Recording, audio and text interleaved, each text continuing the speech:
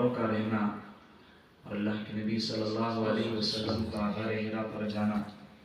پھر بار بار جاتے رہنا، غار ثور پر چڑھنا، سب ہم نے سن کر ہم نے اس کو یاد کیا تھا، لیکن جب اس کو اپنی آنکھوں کے سامنے دیکھا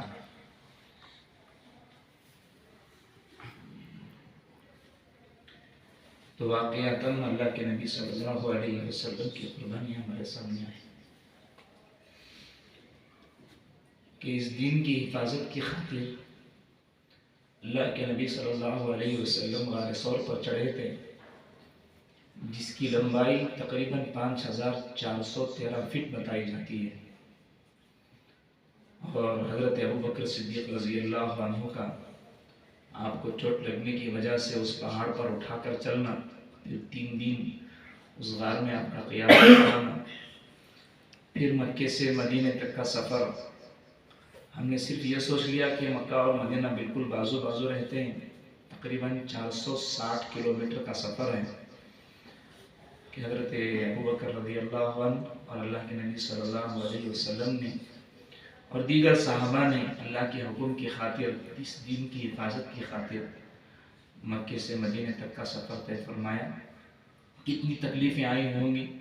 کتنی پریشانیاں آئی ہوں گی، ہم اس سفر کے دوران ہی ان کو پہچان سکتے ہیں۔ پھر مدینے کے بعد، مدینے کے اندر جانے کے بعد، مدینے کے اندر جو نورانیت اللہ تبارک و تعالیٰ نے رکھی ہے اس کو قطعاً بیان نہیں کیا جا سکتا۔ وہاں کی جو ہوائیں ہیں، وہاں کی جو فضا ہے، اللہ تبارک و تعالیٰ نے بڑا نور ان کے اندر رکھا ہے۔ اور مکے کے اندر جیسا کہ اللہ کے نبی صلی اللہ علیہ وسلم کو صبر کرنے کا حکم تھا، نہ کوئی لڑائی کا حکم تھا، نہ کسی کو روکنے کا، بس صبر کرنے کا حکم تھا، تو آج بھی وہی حکم تمام حجاج کے لیے دیا جاتا ہے۔ چونکہ جیسا کہ حضرت والا نے فرمایا اور طالب علم نے اپنے نظم میں بھی یہ پڑھا کہ طواف کے دوران جو چکر لگائے جاتے ہیں وہاں پر حاجیوں کا آپس میں ایک دوسرے سے بھیڑنا، اگر قطعاً وہ ان مقامات کے علاوہ کہیں 2-4 افراد اگر ایک دوسرے سے لگ گئے تو بات ہاتھا پائی تک ہو جاتی ہے، لیکن وہاں پر یہ منظر دیکھنے میں آیا، ہزاروں نہیں بلکہ لاکھوں کی تعداد میں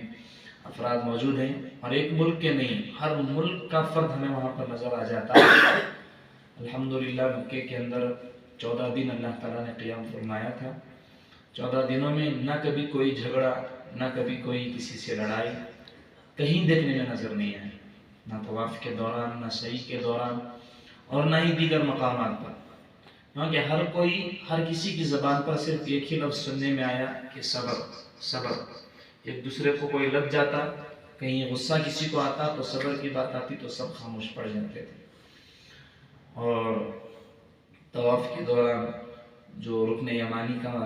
اس کو چھونے کا اس کی فضیلت ہے، پھر وہاں پر دعائیں مانگنے کی فضیلت ہے، حجر اسود کی جو فضیلت ہے، حجر اسود کا مسئلہ تو بڑا نازک مسئلہ ہے، وہاں پر لوگ ایک دوسرے پر گر کر پڑھ کر پہنچ جاتے ہیں۔ الحمدللہ مجھے بھی موقع ملا اس کو چھونے کا، اس کا بوسہ لینے کا، یہ اللہ تعالیٰ کا شکر ہے۔ اور اس کے بعد جو سعی کا مسئلہ ہے، ماں حاجرہ علیہ السلام نے اپنے بیٹے حضرت اسماعیل علیہ السلام کو، جو چھوٹے بچے تھے، ان کو رکھ کر جو صفا مروہ پر چڑھائی انہوں نے کی تھی، جو سعی کی تھی، جو دوڑ لگایا تھا، وہاں پر الحمدللہ اب تو بہتر ہے، ایک راستہ ہموار بنا دیا گیا ہے۔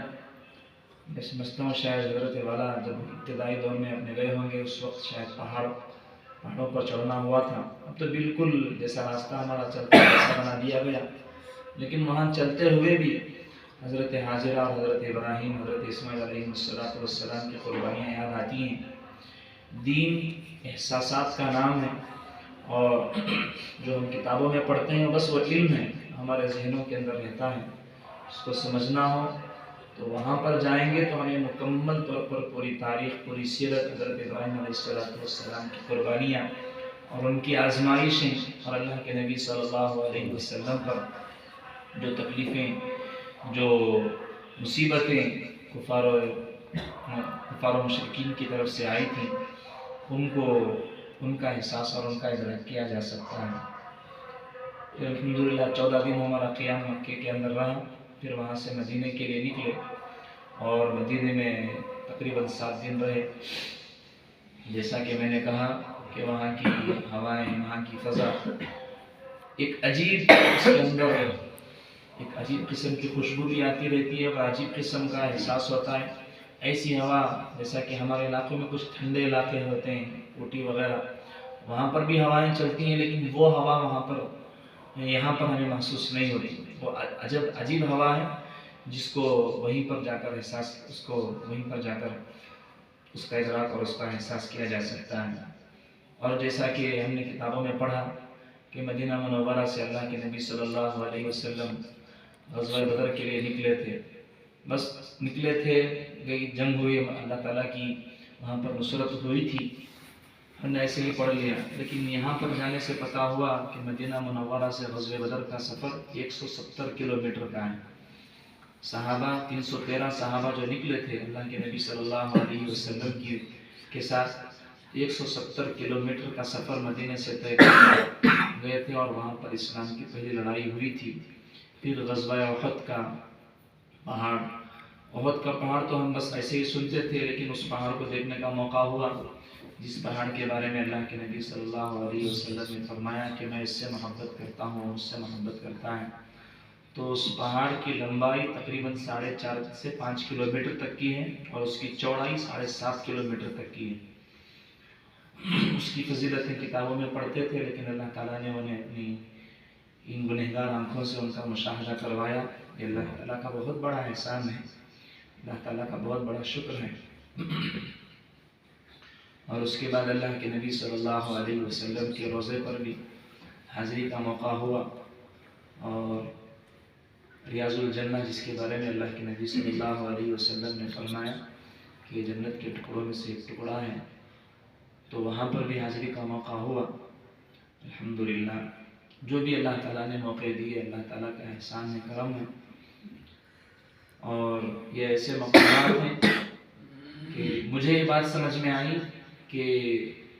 اگر بندہ کوئی یہاں پر آ کر ان چیزوں کو محسوس کر لے تو ایمان پر چلنے میں اس کو بہت بڑی مدد مل جائے گی، کیونکہ جیسا کہ میں نے کہا کہ اللہ کے نبی کی اور صحابہ کی جو قربانیاں ہیں ان مقامات کو دیکھ کر ہی ہم معلوم کر سکتے ہیں، ان کا احساس کر سکتے ہیں۔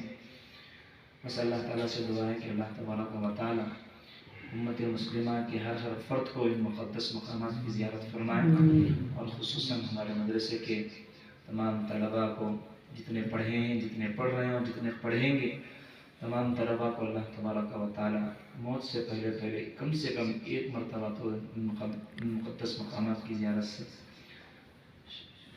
سرفراز فرمائے۔